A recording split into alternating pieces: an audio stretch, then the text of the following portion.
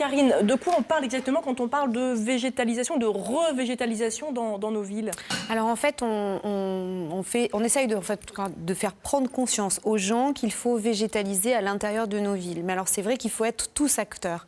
Donc en étant tous acteurs, ça veut dire qu'il faut que sur nos balcons, sur nos fenêtres, aussitôt qu'on a un petit morceau de terrain en ville, il faut absolument essayer de végétaliser et de remettre en place des arbres avec un développement durable, c'est-à-dire vraiment avec des variétés qui vont pouvoir s'installer et durer dans le temps. Et c'est bon pour notre santé, pour l'environnement. Tout à fait. On va écouter évidemment tous vos conseils juste après cette vidéo.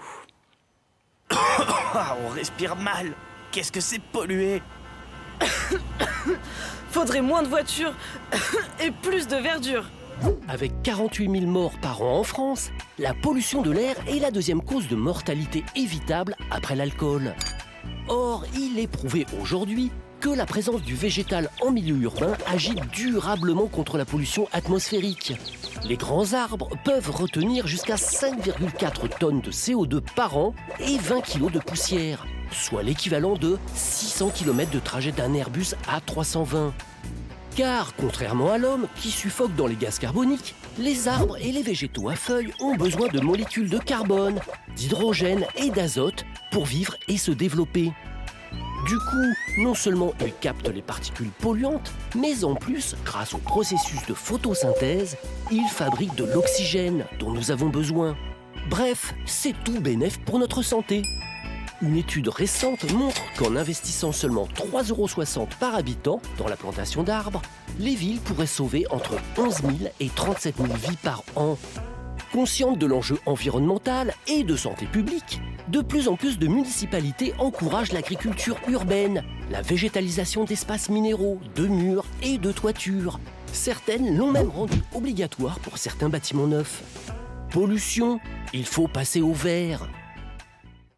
Il faut passer au vert et surtout dans les villes, ça concerne surtout les citadins quand on parle de végétalisation des villes, forcément. Oui, tout à fait. Donc effectivement, il faut bien penser. Alors on a vu effectivement tous les points que ça pouvait aborder et tout le bienfait pour l'être humain, mais c'est vrai que ça nous apporte de l'ombre en été, ça nous apporte de l'oxygène, ça c'est une évidence, mais il y a aussi une isolation sonore et thermique qui est extrêmement importante. Je pense qu'on ne se rend pas compte à quel point c'est important d'avoir un petit coin de verdure à proximité quand on habite en ville pour pouvoir effectivement s'isoler quand il fait très chaud. Et ça, on s'en rend un petit peu plus compte depuis les sécheresses, les canicules. Tout à fait, je pense que les gens prennent un peu plus conscience de l'importance. Mais il y a aussi un point qu'on aborde très peu, c'est l'imperméabilisation des sols. C'est-à-dire qu'effectivement, on a tellement été vers le tout béton et on a tellement arraché à proximité des villes tout ce qui était espace végétal. Il ne faut pas oublier qu'un arbre, c'est l'extérieur, mais c'est aussi l'intérieur. J'en parle souvent. Je dis souvent qu'il y a le système racinaire et qu'il est très important et qu'effectivement, quand il pleut en abondance, le système racinaire est là aussi pour capter toute cette humidité et tout ce trop-plein d'eau. Et effectivement, ça nous aide aussi à lutter contre les inondations. Donc c'est vrai que c'est vraiment important de préserver tous ces espaces végétaux que l'on a en ville. Alors, il faut parler aux élus, parce que c'est les élus qui décident d'ailleurs, notamment de ça, aux abords des villes. Aujourd'hui, ils font énormément d'efforts, effectivement, dans les villes. Je pense que tout le monde en prend conscience, mais tout d'abord, c'est vrai qu'on va se dire, alors qu'est-ce qu'on peut faire? Alors, il y a une chose qui est très tendance et qui revient très, très à la mode, c'est les jardins partagés.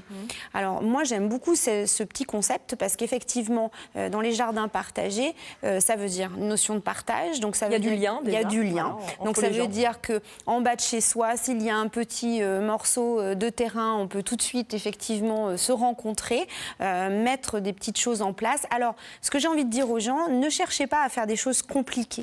Faites des choses simples. Il vaut mieux des choses simples qui durent dans le temps, plutôt que des choses extrêmement compliquées où on va vouloir installer des tas de variétés, ou alors on va vouloir se dire, oh là là, on va mettre un jardin, des salades, des carottes, des ci, des là. Non. Essayez de faire des choses simples pour que ça intéresse tout le monde et que ce soit durable. Quand même plusieurs variétés, c'est mieux d'avoir quand même 2-3 variétés, non? 2-3 variétés. Et puis effectivement durable, c'est-à-dire qu'effectivement pensez à la région dans laquelle vous êtes. Plus on va être vers le sud de la Nouvelle-Aquitaine et plus on va pouvoir se permettre de mettre des variétés de végétaux qui vont pouvoir rester là en permanence, comme du laurier rose, des choses comme ça, qui vont attirer les abeilles, ou de la lavande, ou du romarin. Et plus on va remonter et plus les espèces vont être différentes. Donc effectivement tenir compte de notre sol et de notre climat, ça c'est très important. Et de la saisonnalité. Alors c'est vrai qu'on voit de magnifiques penser dans les petits bacs à fleurs. La pensée est très importante. C'est une bisannuelle. Ça veut dire qu'on la plante pour l'hiver et ça fait une source effectivement de floraison au moment où les abeilles vont commencer à se réveiller. Donc tout ça, c'est important de le mettre en place. Alex a l'air perplexe. Il se demande c'est quoi une pensée. Mais je lis dans tes pensées. Je pensais justement à ce que vous disiez tout à l'heure par rapport à l'ombre, oxygène, etc. Mais il y a aussi tout le côté, ça fait du bien à la tête, au moral des gens, d'avoir un petit peu de verre chez soi, de regarder, de s'occuper de sa plante, d'essayer d'y faire attention. Ça libère. Ça fait du bien à la tête, tout simplement. Ça Oui. fait du bien en termes de santé, mais ça fait du bien en termes de visuel, psychique également. Psychique, oui, tout à fait. C'est hyper important. C'est tout un ensemble, en fait. Et c'est aussi... alors, ça peut être vécu comme une contrainte, mais il faut le voir comme, effectivement, s'occuper. Alors, c'est vrai que les gens disent, oui, alors une plante, il faut que je m'en occupe. Oui, mais ça veut dire aussi qu'il y a un respect qui se met en place. C'est une contrainte, mais qui est tellement agréable de voir, effectivement, ce résultat et le résultat qu'on peut s'occuper d'une plante et la faire pousser. Donc ça, c'est quelque chose qui est... Puis quand on peut récolter quelque chose, si on plante un pied de tomate et qu'on peut récolter, manger quelque chose qu'on a fait pousser. Petite tomate cerise avec les amis comme ça autour d'une table qu'on a fait soi-même pousser. Et puis c'est accessible à tout le monde. Honnêtement, vraiment, c'est pas compliqué. Il suffit juste de respecter quelques règles et effectivement, c'est pas compliqué. Donc sur nos balcons, sur nos terrasses, on peut faire des choses aussi toutes droites. J'avais expliqué que sur une palette, on peut tout à fait effectivement faire comme des petites poches de terreau et mettre à l'intérieur tout un tas d'aromatiques si on n'a pas beaucoup de place sur son balcon. Donc ça peut être un jardin vertical. Justement, avant de développer, on a une question d'une téléspectatrice. C'est Gabi qui se demande que faire pousser sur son balcon. On l'écoute.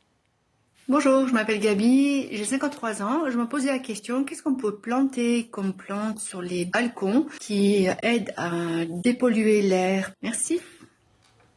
Alors, Karine, je vous laisse répondre à Gabi. Toutes les plantes sont intéressantes pour dépolluer.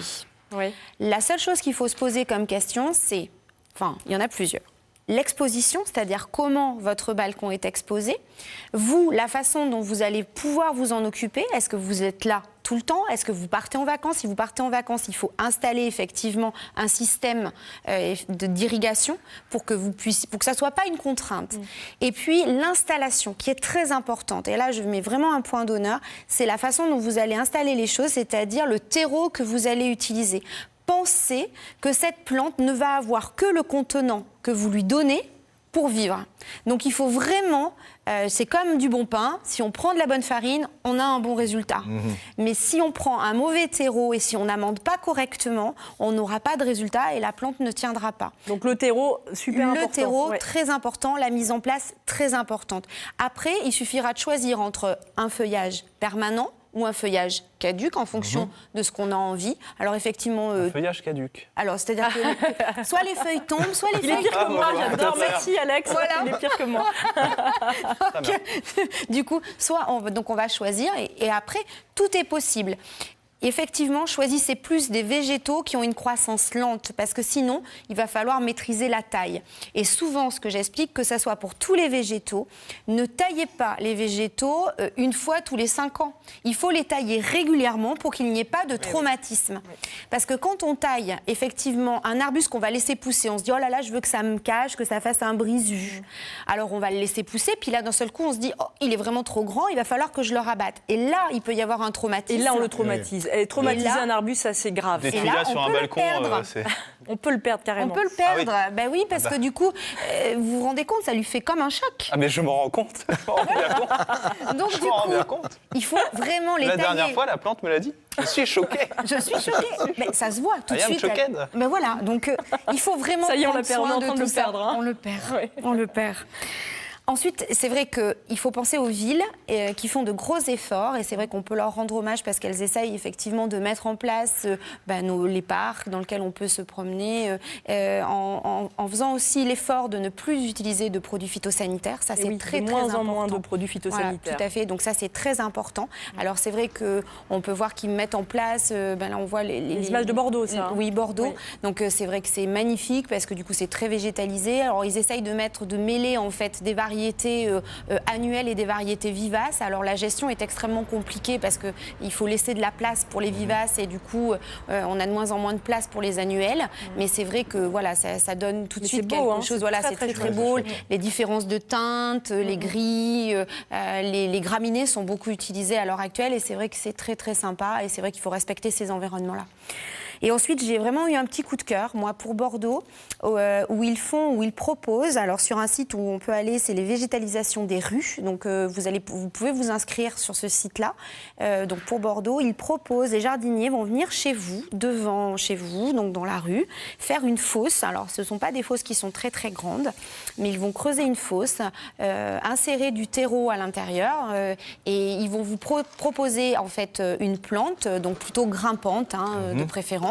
Mais ça peut être aussi des roses trémières, ça peut être, et c'est très joli. Et du coup, moi, je trouve que vraiment, c'est très sympa parce que ça met vraiment au cœur des villes et quand on est citadin, effectivement, une responsabilité de voir ce végétal s'installer devant la maison. Devant sa porte, devant ses fenêtres, je trouve ça super beau. Moi. Le rendu à Bordeaux, en tout cas, c'est très Oui, c'est très joli et ça donne une implication. Et c'est vrai que c'est très sympa parce que ça permet aux gens de s'investir, de mettre effectivement des végétaux. Mais ça permet aux gens, quand ils passent dans la rue, de voir qu'effectivement, ça prend forme. C'est très joli. Mais d'ailleurs, je me demande pourquoi d'autres villes ne prennent pas exemple sur Bordeaux. Toutes les villes devraient prendre exemple sur Bordeaux. Toutes les villes devraient faire ça et devraient le proposer. Alors, c'est vrai que ça a un coût, mais c'est tellement bien de pouvoir impliquer les gens dans ce programme-là. Oui, on a une caméra qui s'est végétalisée aussi, il faut dire ce qui est.